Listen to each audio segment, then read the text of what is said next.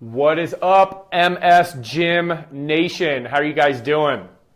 So I'm definitely in a close-up position here today. You guys aren't used to this. I'm usually back there on some step. Let me turn this light off real quick. Get a little bit better lighting. So what's going on, you guys? If you're just brand new to the MS Gym, I just want to welcome you. Typically, we start off just kind of rocking, and we're sitting, and we're standing, and doing all this kind of stuff, but we're working on some clinical stuff for the next week. And if you are new to the MS Gym, I just want to say welcome. You are in the right place to learn the exercises and the movements that you need in order to manage your MS symptoms. The patterns that we're doing and the exercises that we're doing are going to help you work around the lesions in your brain, work around the demyelination in your body to help you start to learn how to balance, how to get stronger, how to work better, how to move better, all that kind of fun stuff.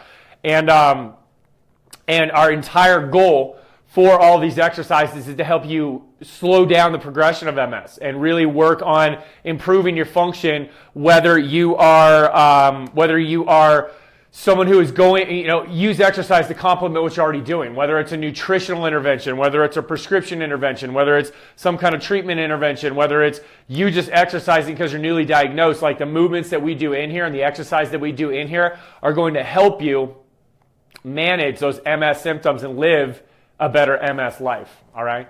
So as you saw from the title, we are working on neck pain this week, all right? So the past couple weeks we've been really working on like functional training and putting movements together and exercises together and creating these awesome workout circuits. And so if you are not a big old neck pain person, I would still recommend watching these videos because you never know when neck pain is going to strike you.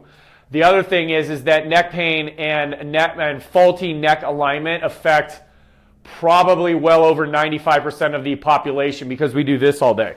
We sit on our phones. Granted, this is a phone-based, internet-based company and business and group. So, so you're going to be on your phone a lot. So I'm going to help you. I'm going to help you from that, right? I'm creating a problem, but I solve it, So whether you're on your phone, whether you're on your tablet, whether you're on your computer, whether you're kicking it and watching Netflix, whether you're driving all day, we sit a lot. And when we sit a lot, our head falls forward like this. And when our body doesn't like looking at the ground, it wants to come up like this, all right? So you get this head forward posture, the shoulder slumpy posture, tightness in your pecs, tightness in the front of your muscle, tightness in the muscles back here, cranking your neck back, and we get this slumpy posture. And then ladies, especially, guys get it too, you get that hump back here called your Dowager's hump, and that's that hump on the back of the neck, which is not real pretty. They have your body just sitting like this.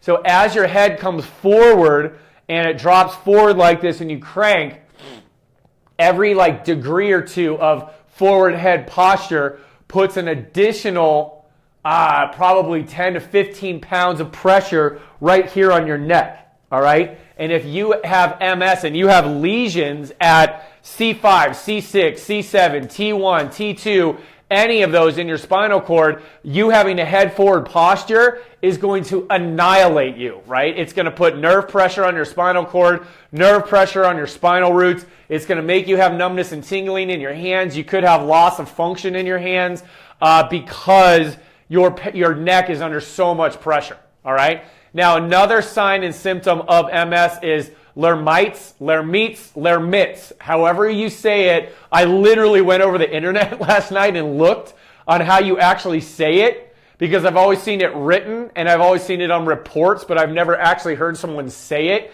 And so I don't know. You people in French or wherever it's from, UK, hook me up, right? Tell me. Actually, Jody, people in Canada, right? Tell me how you say it. Is it Lermitz, Lermitz? I don't know. I don't know the French. I don't know, all right? So anyway, what that is that they test for it as you drop your chin. And as you drop your chin down like this and you get this electrical shock shooting down your brain, that indicates that there's some scarring and tension in the spinal cord. So these exercises are going to help bring your head back over the top of your spine so that you take pressure out of your nerve roots and your spinal cord in your neck. All right, so it's a big deal, and it's a lot of it can help you a lot if you get your neck pain going. So if you sit at a desk, if you sit in a chair, if you're sitting a lot, you need to work on your neck because gravity just kind of pulls your head forward. And we'll go over that a lot more. So today I want to talk about spasticity in the neck and how to release it with some stretching. Now, I've taken a while to go over neck stuff because it's really important. The neck is a very sensitive area. So when I have you do these exercises, please, please, please be gentle with yourself and don't grind in on your neck. This is not a calf or a glute or a quad or a glute or a pec. These muscles up here are very delicate. They're very sensitive. You need to be gentle when I show you how to do this. That is a massive, massive disclaimer. I don't want to get emails and messages saying, well, I passed out. I made myself pass out. I was feeling lightheaded. Don't do it. Like you're literally pushing on it like you would push on a baby, like on a baby's skin. Very smooth, very just light. Okay? So with that disclaimer said, let's get into this. So we want to relieve that tension and that spasticity that can build up in these muscles of the neck. So, number one, we're going to turn you around. The very first thing that I want you to do, take your hands and put them on the base of your neck, okay? Base of your skull. So that's right here. So here's your head, comes down. There's where your head cranks back, and it's these muscles right here. What you're going to do is you're going to take your fingers, 2 or 3 of them, kind of grip your head and hold your head like this, and then you're just going to massage out, okay? So you're just going to kind of do slow circles and massage those muscles, what are called your cervical extensors, on the base of your skull. You can lightly look down. If you get any weird electric shock, neurological tingling, put your head back up, okay? But don't crank your head back. Give yourself some space to kind of get in. And you kind of go across, so you pull across, and then you kind of go up and under, right on the base of that skull. That line is called your nuchal, N-U-C-H-A-L, your nuchal line.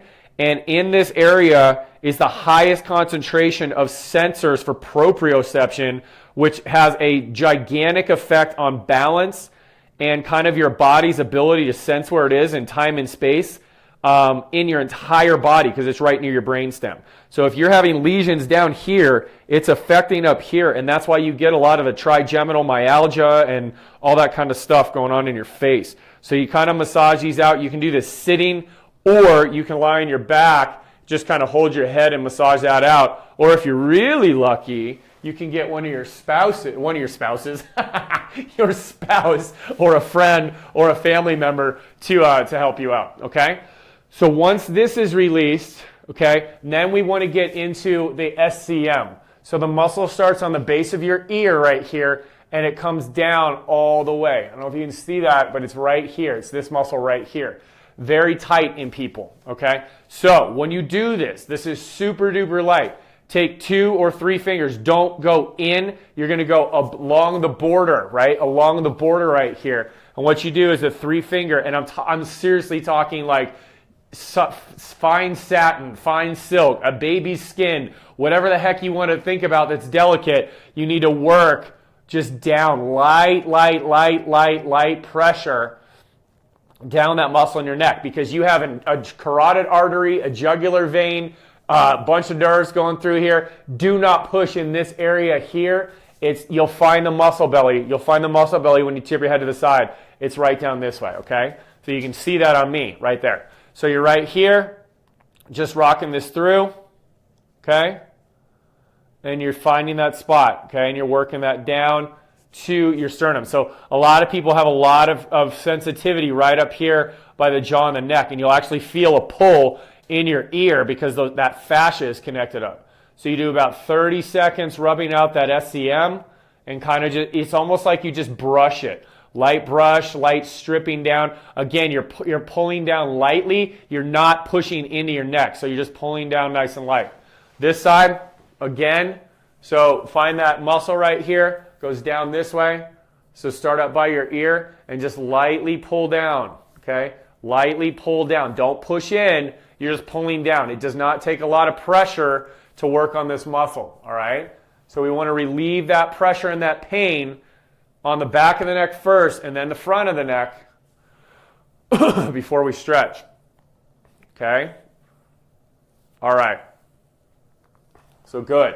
So that should feel a lot looser. That should feel a little bit better. You're like, oh, that's kind of nice. All right. So now the next exercise is these muscles right here. These are called your scalenes. Now your upper trapezius muscles are right here. Your scalenes are to the side. Again, this area. So here's your SCM. This you don't want to push in here, and you don't want to push in here in this soft portion of the neck. You're going to come over to the side here. So you kind of trace your fingers over on the side, and when you tip your head to the side like this, you'll feel the pull over here. So you go outside over there, and it's very light pressure. Just kind of lightly push in on your neck, and then all you're going to do is you're going to push in a little, lightly in and away, and then you're just going to tip your head to the side and then release it. So push in very lightly, pull away. So pull away that direction. So pull away, and then you release. Okay, nice and chill. So push in lightly, pull away. So pull away, and then you come here and you just relax it. Okay, I close my eyes because my neck is a major source of problems for me. So I have to really focus on this. So push in lightly and out here. If you do start to feel kind of lightheaded or kind of fainty, you're probably on that blood supply, so you need to move it out a little bit, okay? So push in lightly here, out, and then tip. And you're going to do about 8 of these, and you don't hold it for very long, so you push in lightly, and you tip. And you just hold that 5 to 8 times. Then you come over here, find this, so you push in and over, and then you're going to tip, like this side is so tight on me. And back. So light push in and over, so you kind of pull that muscle tissue away and just go light. It's going to hurt. I'm telling you right now, it's going to be tender. So push in and away. This is 3. Good. Push in and away. That's 4. And you should feel this anywhere through here. Okay? And it's not going to be comfortable. Like I said, this is 5. Excuse me. 6. Push in and away. 7. Push in and away. And 8. And you may feel that back here on the base of your ear. You may feel that in your jaw. You may feel that down your arm, and that's okay. That's just indicating that those nerves are being put under pressure. So we've released the muscles on the base of the neck. We've released the muscles, these strap muscles called your sternocleidomastoid or your SCMs on the front, and we released your scalenes. Now it's time to stretch. So what I want you to do is take your hand. You're going to reach down. So you're going to reach down towards your feet. So just kind of put your arms out, just neutral, not in here. Just down to the side. What you're going to do is you're going to take this hand, put it on the back of your head, kind of cradle it, not up here, but right on the base of it, right on the base of your skull. And what you're going to do is sit up tall. This hand is going to be reaching down. So you're going to reach down, and then all you're doing is just tipping to the side and sit up tall. So this is a hold.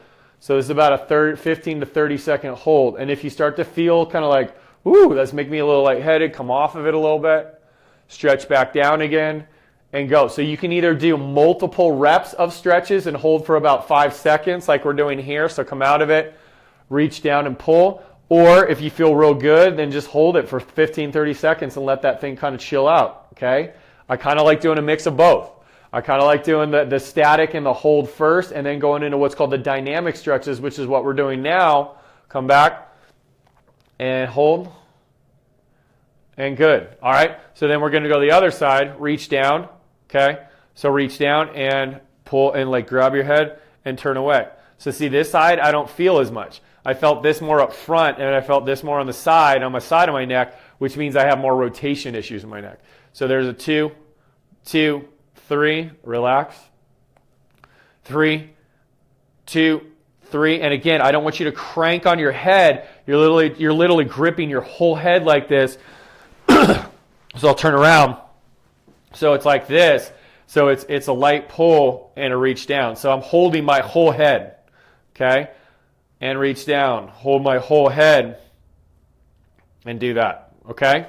Now, the other exercise I want you to do, the stretch I want you to do, and I'll show you a different one later on in the week, but this one is for your what's called your levator scapula, which goes this way, another muscle that pulls your shoulders up and forward.